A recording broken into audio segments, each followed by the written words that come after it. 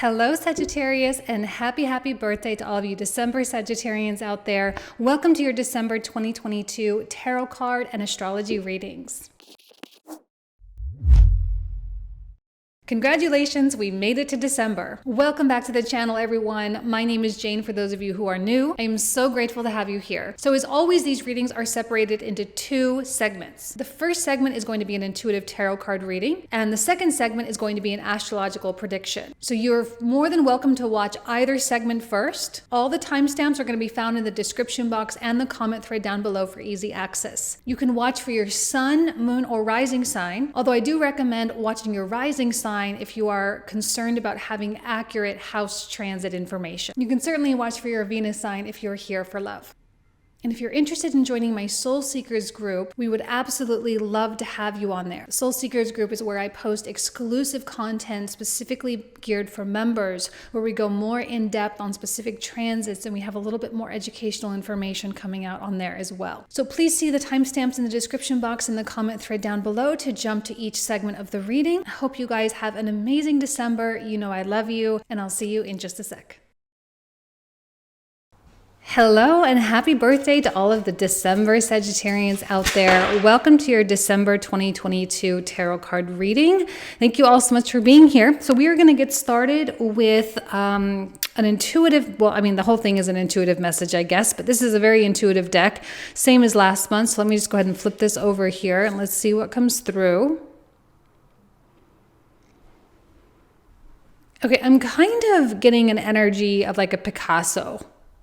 You know, Picasso, the painter, I'm kind of getting this feeling of like beautiful chaos and all of the random shapes and pieces of your life and the random events and the random occurrences are actually turning out to form this really beautiful and priceless picture or painting. I guess we could say painting since I said Picasso.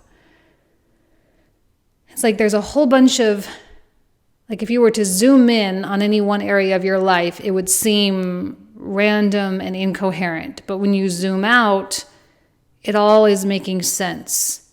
And I feel that Sagittarius has, one thing I love about the symbolism of Sagittarius is, of course, it's the centaur hunter, right? The bow and arrow. And just the concept of a bow and arrow itself, you have to have a target.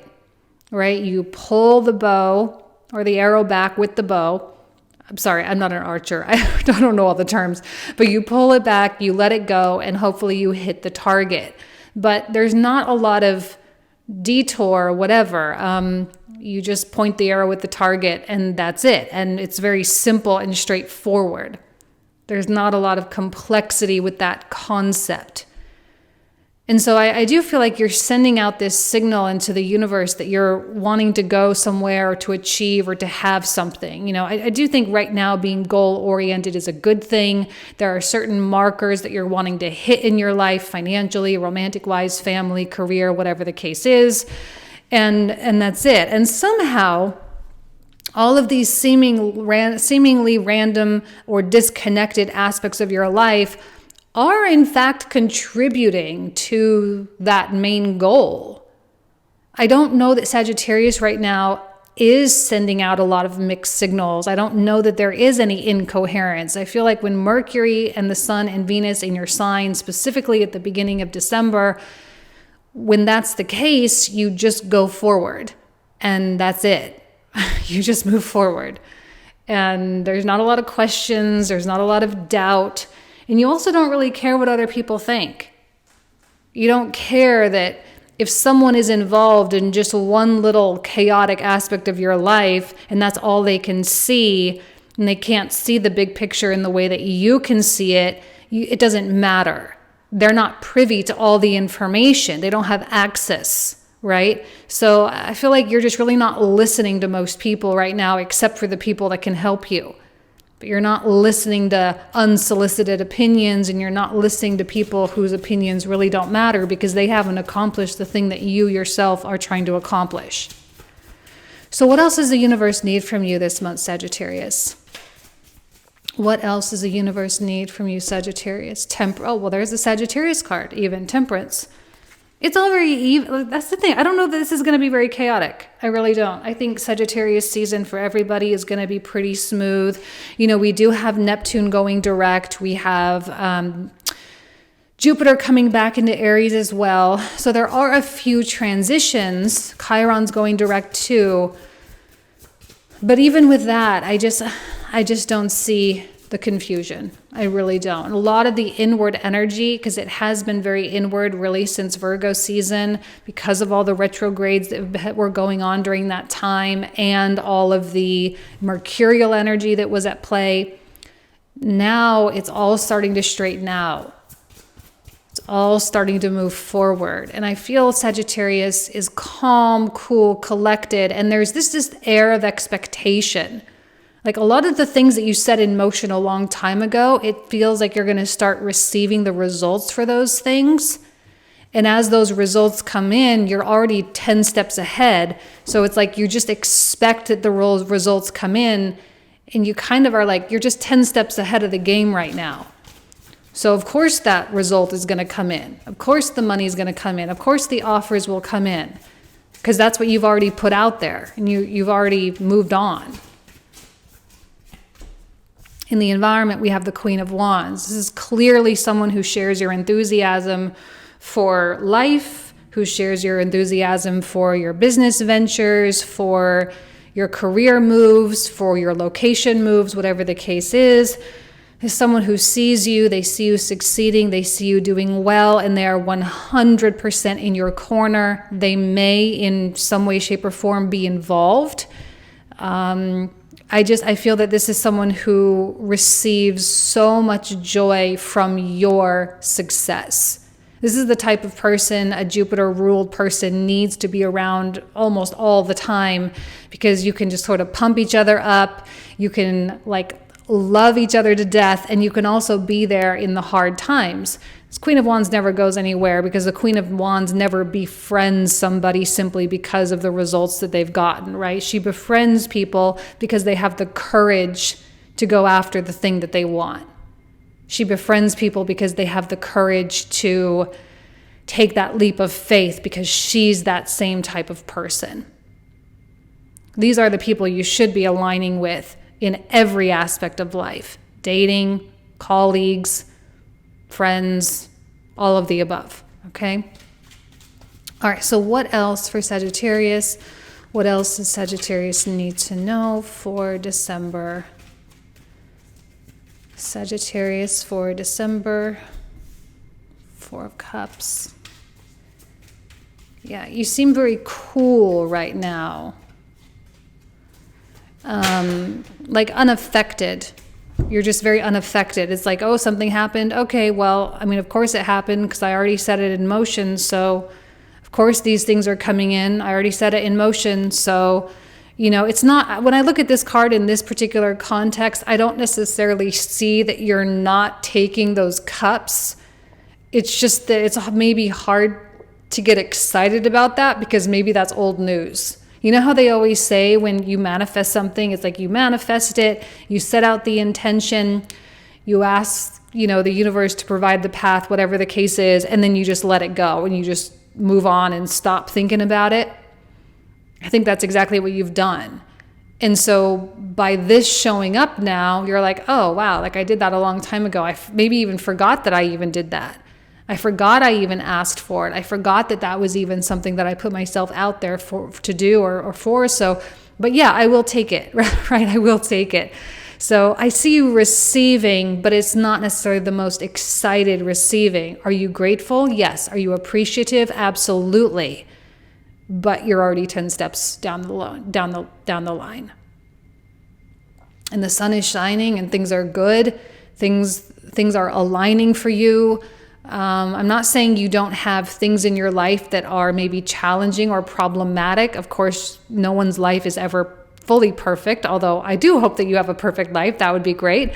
But even still, with the problems and the difficulties, I don't see you letting those things bring you down in any way. I don't see you getting caught up or hooked onto anything. It's just like, this is the epitome of Sagittarius being free. And of course, we have the horse here in this image, which is the equestrian quality is very Sagittarian. So you're just running free the way you do. But with the Eight of Cups, there does seem to be something that is hard to move on from, or there does seem to be something that you are still attached to. With a South Node in Scorpio, it can be really challenging to fully separate from something. Now, it doesn't mean that you won't eventually. Now, when I say separate, I don't necessarily mean you have to break up with someone or quit your job. It may mean just separate from a specific pattern or habit that you have. And it's likely a point of focus for you. And you're maybe even asking, like, why can't I break this pattern? Why can't I let this thing go? Why can't I fully walk away in the way that I know I want to walk away? I think just with these cards that I'm seeing here, for some reason, I feel like there's something about timing.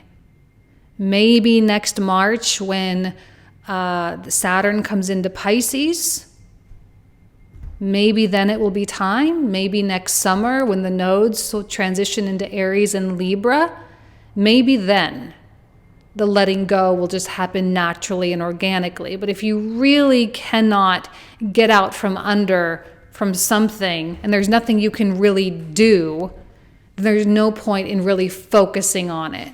There's no point in dwelling or feeling sad or sorry about it. You just simply go do the other things. You just go do the other things and focus on the big picture, because I know you have a big picture. Okay, so we have the Empress reversed.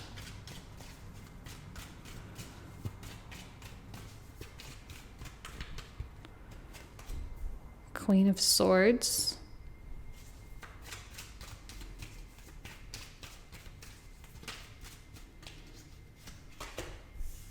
Page of Coins. Now, the Empress reverse, I feel okay, now I'm kind of sensing that you've reached some kind of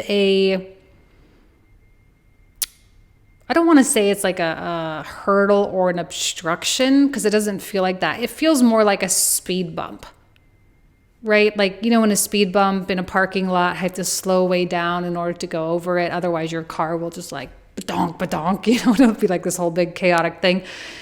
You're not wanting to go quickly over that speed bump, but you do have to slow down. And I feel like that speed bump feels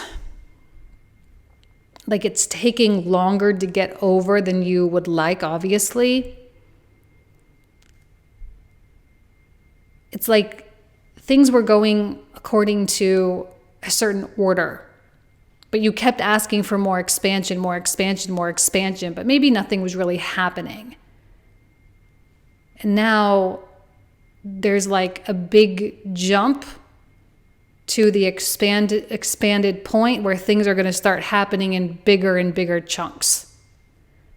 And you're just on that speed bump now. And that's why these things that are starting to come, you're like grateful and appreciative, but it doesn't really help you with where you're going.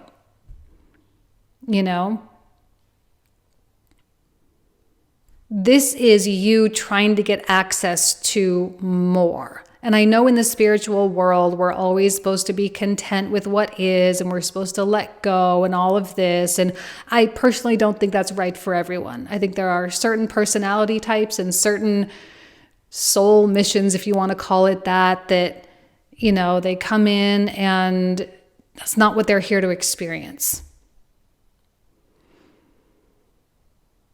You're on the brink of more, but you're still getting over that speed bump. But there is still movement nonetheless. There's a lot of movement for you, Sagittarius. It's just a little prolonged.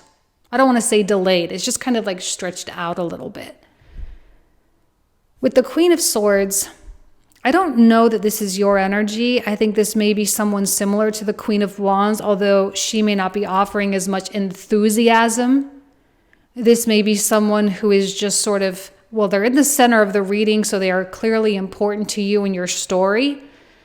Again, I don't think this is an aspect of you. Sometimes I do feel that, but I just am getting a sense that she's a little neutral. And I don't know that we can be that neutral in our own lives. I think we would like to be. We would like to think that we are, but it's very hard to do that. And I feel she's coming out a little too neutral for me. She doesn't have a lot of opinions about stuff. And she's coming out more like a director or a coach or someone who's telling you what to do. And I don't necessarily see that there's any rank where like she's above you. I don't necessarily see that. But this person, I think, is guiding you through the steps with that Page of Coins, and you are absolutely more than willing to learn for the sake of that expansion. Like this Empress abundance is like, it's like you can touch it with your fingertips. It's so close. And this can represent whatever you need it to represent. It can represent money or romantic love. Okay, I always use those two examples because I think that's mostly why people are here. But it can also represent incredible connection with family members and friends. It can represent that promotion you're looking for, all of the things, all right? And, you know, she seems to be guiding you in a way that's manageable, Sagittarius. Because as ready as you are to take the giant leaps, and I know you are, but sometimes taking those giant leaps haphazardly can have the opposite effect of success, right? It can kind of cause us to fail because if we're not mentally and emotionally prepared, if we don't have the capacity or the bandwidth to handle it, then it's not going to work out. So I feel like you're being eased into this abundance, eased into this growth. Again, you're just making your way over that speed bump. And then you are going to hit this point though. There is going to be like a moment in time. I still have my eyes on March and April of next year where the planets Pluto and Saturn switch signs. I feel like that's going to be so prominent in our lives. We're really going to be able to tell that we are in a new world, really, for our, like an individual world. We're in our new world. And things can happen a lot more, I'm not going to say faster, but it's like we're just ready for the next thing. So you are being breadcrumbed, but in the best way possible. You know you can do this, you know, I mean, I know that you know it. See, Nine of Cups, I mean. It's a card of wishes coming true. It's a card of having what you want. Have the Four of Coins.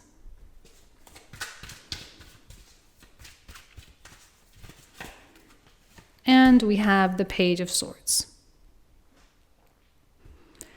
I think this Queen of Swords is here to illuminate some area of your life where you are not aware that you're even stuck.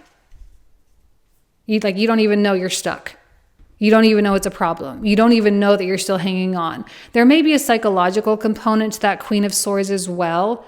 Like this one, the Queen of Wands we love because she's just a cheerleader, right? And no matter what, she's always going to be in your corner. But this one is going to be a little bit more dissecting. She's going to dissect things. She's going to go... she's not like... It's not like doing a dark night of the soul type. It's not like that. It's just she's going to cut to the chase and be like, look, Sagittarius, you're having an issue with this. Let's go back to the origin. And what you think is the problem is probably not actually the problem. We have to find the real problem. We have to find the issue that you absolutely are dealing with that you don't even know you're dealing with.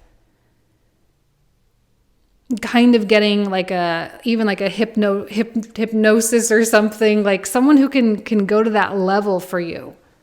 I'm not recommending you all go out and get hypnotized. I'm just saying that that's the quality that she brings to the table here. And, it's kind of like when big corporations, they hire these outside consultants, and these outside consultants come in and they're like, all right, well, this is wrong, this is wrong, this is wrong, and this is wrong. If we fix these things, then productivity is going to go up 20%. But the owners or the managers, they were so close to it that they didn't even see or they didn't realize, so this is going to be a month of productivity for you, for sure. Like without question, this is going to be the key to your breakthrough. The illumination of this sets you free. In this speed bump energy that you're kind of cautiously going over, it's not going to be in your life for very long. But this is what is needed for the real expansion. I've been talking about Sagittarius season actually really since Aries season. That this is the time of year that everything starts to just like explode. Now, I'm not saying you're going to go from 0 to 1 million this month unless you're super good with the markets or whatever. But, I'm not saying that that's going to be the case. But I am saying that this is what you need in order to do that. And that anything that is residually keeping you in, Eight of Cups, anything that is keeping you attached or tied, this is when it starts to dissolve. And I think you can, if you allow yourself to feel a sense of relief, like please do. Please allow yourself to feel a sense of relief, because you should feel relieved that this anger or sadness or fear or guilt or shame or whatever, it's not going to be a problem. It's not going to impact you anymore. And the Page of Swords, I feel, is so free. And it's so, again, both these pages are fantastic because it's like, okay, Sagittarius is really willing to learn right now. Willing to learn, willing to open themselves up, willing to evolve. They don't want to be in the same place. They don't want to be stuck or stubborn. They don't want to be planted. So Queen of Swords comes and takes her sword and cuts the reins, like you're free. What better theme for Sagittarius than you're free for Sagittarius season? I don't know that it gets any better than that.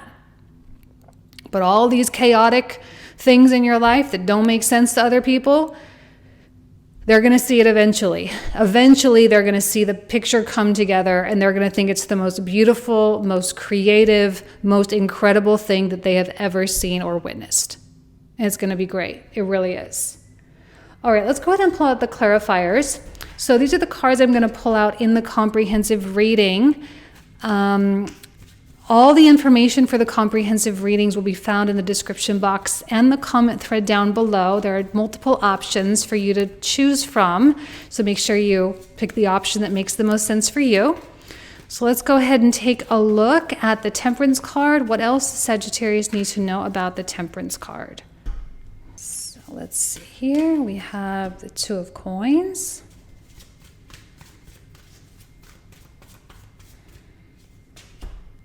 Oh, another Page of Swords.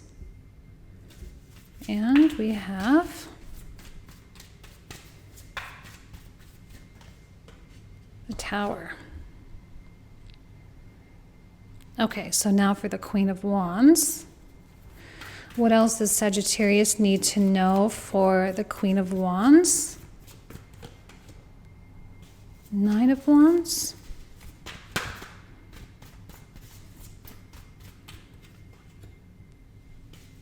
Ace of Cups. This is environmental, by the way, so what else is going on in the environment? And the King of Coins. Okay, beautiful. You got a lot of really great court cards, which suggests really great people around you, great people in your corner. So now for this Four of Cups, what else does Sagittarius need to know about the Four of Cups? Four of Coins.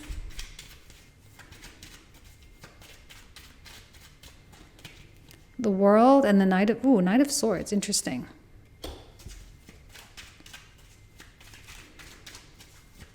Now for the sun, what else does Sagittarius need to know about the sun? Star reversed.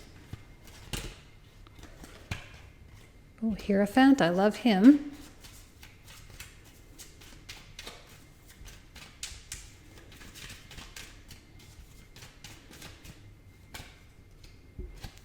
Three of Swords, King of Cups.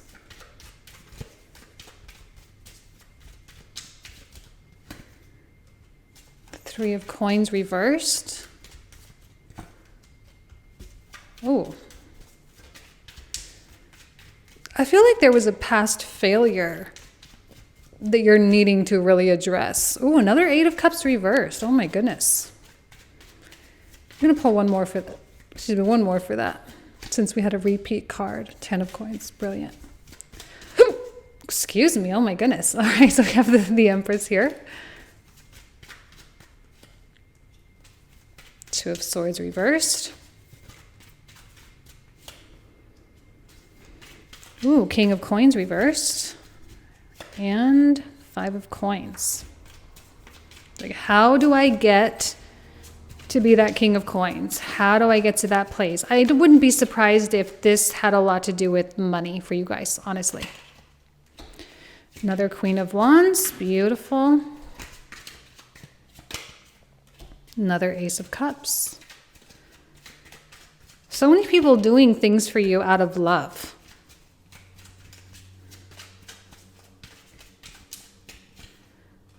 Three of Wands. Two of Cups. And the Moon. Nine of Swords. I'm sorry, I don't know why I said that. Six of Swords. Ugh. Six of Swords. Five of Wands. Three of Cups. Ooh, an Empress upright. Death reversed. Okay, clearly these both want to come out. Seven of Coins reversed and the Five of Swords.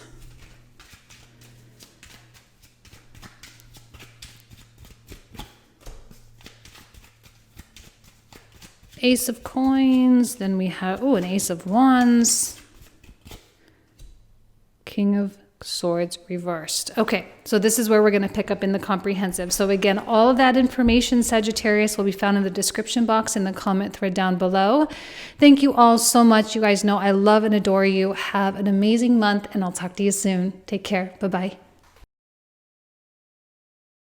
Hello, Sagittarius. Welcome to the astrological portion of your reading. So as we begin December, Sagittarius season is obviously well underway. We have the sun sitting right here at 9 degrees of Sagittarius. Venus and Mercury right here are preparing to move into Capricorn early in December. And we have a couple planets, specifically Neptune, going direct. Now, Chiron goes direct this month as well, but it doesn't happen until the 23rd, which just so happens to be the same day as that new moon in Capricorn. We'll talk about it in a minute. But that first couple of days of December, and also the last probably week of November, is likely to feel a little bit more sensitive and touchy than normal. Sometimes I think when Neptune comes into that station position, there is an exaggerated degree of vulnerability that comes out. A lot of people may try to protect themselves emotionally, but it also may not work out very well. If anyone gets angry, they may be more likely to tear up, or they may be more likely to get agitated and irritated, more rapidly. Because it's like there's so much exposure when that happens. Neptune, the planet of no boundaries and, the universal consciousness and all of this, here it is, it's kind of forcing us to just be connected with people. And that doesn't always necessarily jive with our own individual ambitions. Not to mention this is happening in Pisces, which is all about like the collective operating as one.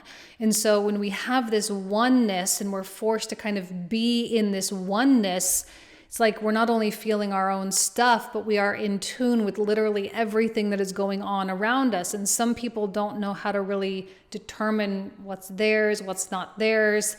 And there's just this openness that you're forced to just kind of deal with.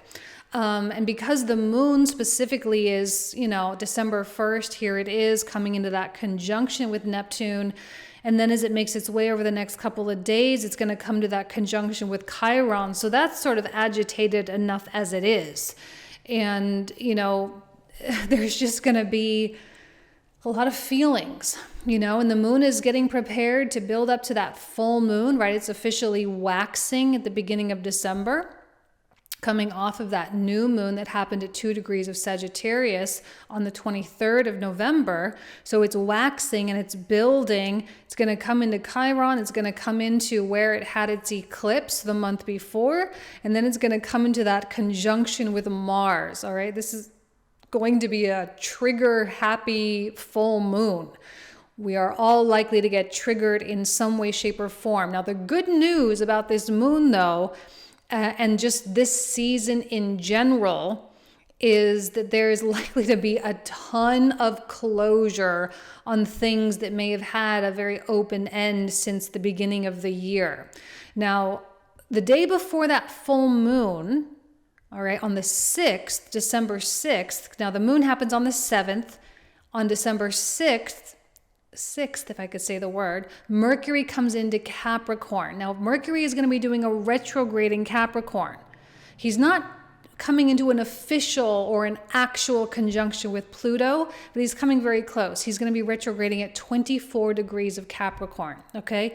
But the day before the full moon, he comes into Capricorn. He'll be in the Saturnian decan of Capricorn, so it's very Saturnian in nature. Mercury's not going to be really strong right now during that time.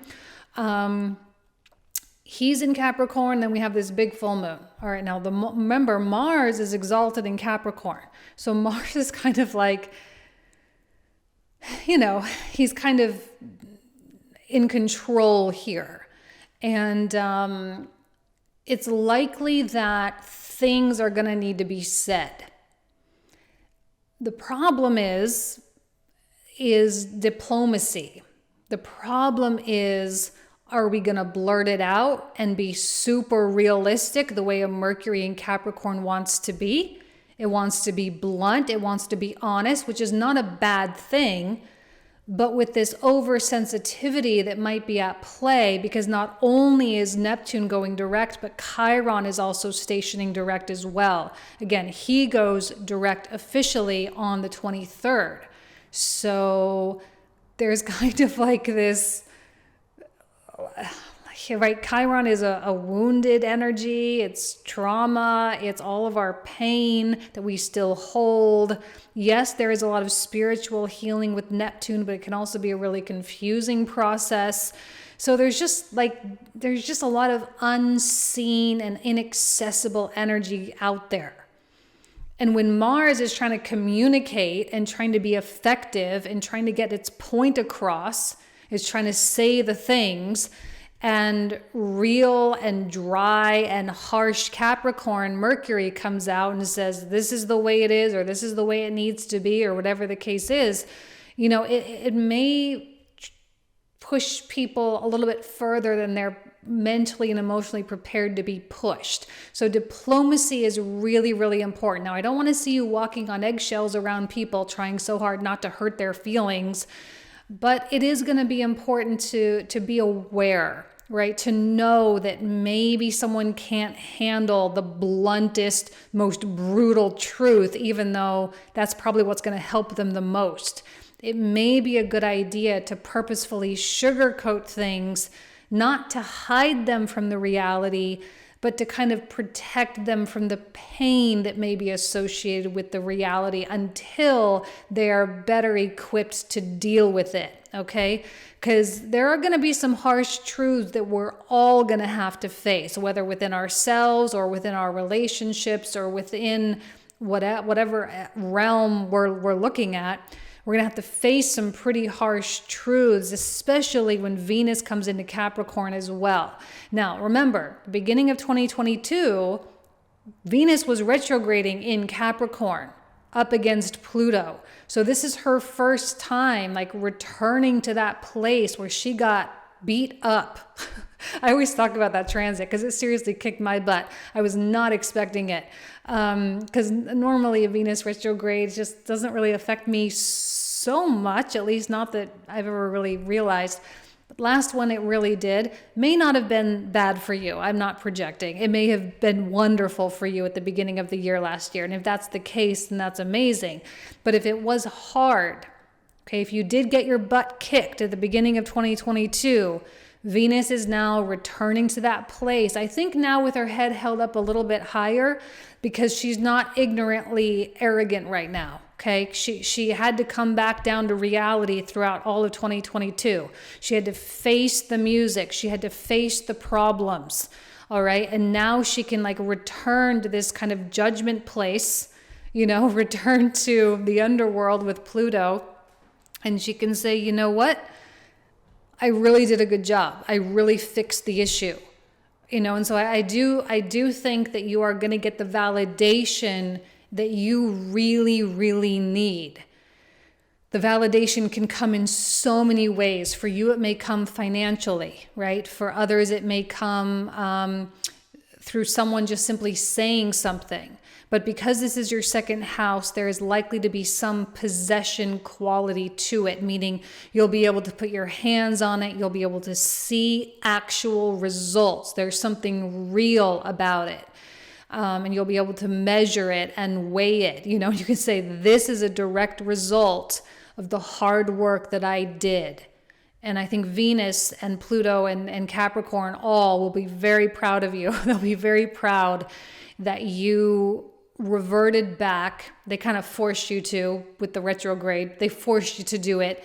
They wouldn't let you into this was the analogy I was using last year. Or earlier this year. It was, it's like Venus, this really pretty young girl wants to get in the club. Maybe she's not totally of age, right? But then we have Pluto and Saturn, which is the ruler of Capricorn, sort of linking arms as like bouncers. And they're like, I don't care how pretty you are, Venus. You're not old enough. Get out. Like you are not allowed in. And as much as she was trying to just like skirt past the rules and get away with something, no. We were told no, I think very clearly at the beginning of 2022. No, you cannot just get away with something. You have to go through the process. So Venus went through the process all through 2022. We were in a Venus-ruled year, 2 + 2 + 2, right? 2022 = 6. It was a Venus year. This is her last hurrah in her year, and she's returning back, and she's now able to say, I did do the work, and now I'd like to see the results. Like, money, please. Like, please give me the money. Like, I did it. Now I can gladly accept what I deserve, and she's not coming back with her tail between her legs by any stretch of the imagination. She's coming back with pride, not arrogance, right? But being proud and a sense of honor, like she earned it, okay? So yes, Mercury retrograde as well. If you are in fact involved in any kind of, commerce or technology, like if you have an online store or something like that, there may be some technological issues with the Mars retrograde and Mercury retrograde in Saturn-ruled Capricorn. There may be some things, although I don't know that this particular Mercury retrograde is going to be like the worst thing. It is happening in a square with Chiron, but it is going to be in a trine with Uranus, which I actually think is a good thing, because it's going to kind of push us over the edge in terms of making a lot of the changes that we implemented throughout 2022, and is going to give us a more open mind and a more creative strategy in which to actually achieve and attain those things. So there's something beautiful about this Mercury retrograde. A few tough things, but I think manageable. Mercury retrograde is never that big a deal. Manageable if you are planning on traveling for the holidays. There may be some iffy scheduling things, maybe some flight issues to be expected with that transit. But But if you're prepared for it mentally, then it won't be that big a deal. Okay, it won't be too big of a deal. Unfortunately, it is during the holiday season. It is, right before New Year's. If you celebrate Christmas, obviously it's right after Christmas. So there's just a few things to contend with, but it shouldn't be that big of a deal. And then, so we have the new moon. I'm sorry, let me get back to the dates. Okay, so then the other thing, we have Jupiter coming into Aries on the 20th. This is going to be really good. I know the stock market throughout November took a dive, okay? Was not the best. But I think when Jupiter comes back into Aries, there will be more recovery for you personally. I think I know you've been kind of in your bubble. You've been kind of in your private world. You haven't probably really wanted to share a lot with people, like in any way, shape, or form. You're probably turning off your phone, probably not sharing a lot on social media, probably not calling people, not staying in touch. Fourth house, very private. Then you move into the fifth house, and now you're ready to express yourself. You're ready to share. You're ready to open up. You're ready to be involved in a lot of things. A lot of creativity can be had through this. Now, remember, Jupiter is moving very, very fast through Aries this time. It came in, last year. I keep saying last year. I know we're not in 2023 yet. I don't know why. I have this thing that I'm talking about it as though we are. I know we're not. In 2022, came into Aries, and then it did a retrograde back into Pisces, and then it's going to be barreling through Aries at the beginning of 2023, and then it's going to make its way into Taurus in May of 2023. So he's going to be giving you a 5 months to really put it all out there, and then it's back to work. Once he hits Taurus, that's your sixth house, you're going to be in industrious mode, just let me focus on my work. Let me focus on my health. Let me focus on the things that I got to do. Let me make the money, right? Big money house, sixth house. Let me put my skills to good use here. Let me leverage the things I've already built. And you're going to see a lot of growth for you during that time. But for now, he's just moving direct and will re-enter into Aries on the 20th. On the 21st, the sun comes into Capricorn. The 23rd, new moon in Capricorn, and that's the same day that Chiron goes direct. So the 23rd, actually building up to the 23rd, I'd say 19th, 20th, 21st, and 22nd, as we build up to that, it may feel like another really vulnerable time, okay? Neptune is vulnerable, Chiron is vulnerable. These are not warrior type of planets, all right? They're feeling and deep. There's soul with these planets, or a lot of soul. So we're going to have to contend with our human experience to some degree when these two planets go direct throughout December.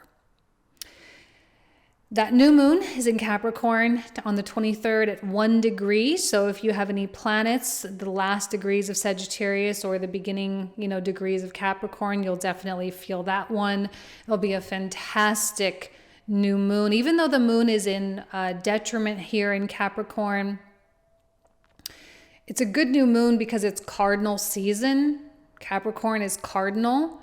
And this is the most alive time of the wintry months. Well, Northern Hemisphere, I'm connecting it to Northern Hemisphere since the astrology is Northern Hemisphere based, unfortunately, but it is. So we have that kind of cold nature of Saturn. And yet this is also the time that a lot of, if you think of planting tulip bulbs, they need the freeze in order to grow in the spring. There's a weird level of fertility happening here with this moon, even though it's an infertile season, all right? There's fertility. So there's a lot of life that comes from what happens in Capricorn season. There's going to be a lot of productivity that happens here. Although some people may need to take a lot of rest, unless you are a Capricorn, if you were, I know this is a Sagittarius reading, but if you have Capricorn placements in your chart, if you do, then maybe you'll be more energized. But if you don't, sometimes this is like a hibernation time. But obviously, don't let your ideas slide. Capricorn wants to be productive. He wants to do something useful.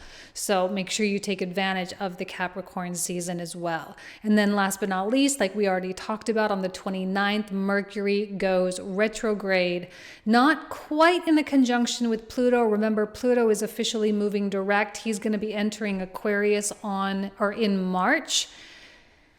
So Mercury will not quite come to a conjunction with Pluto, but, close enough that we're probably going to feel it. So that's pretty much December in a nutshell.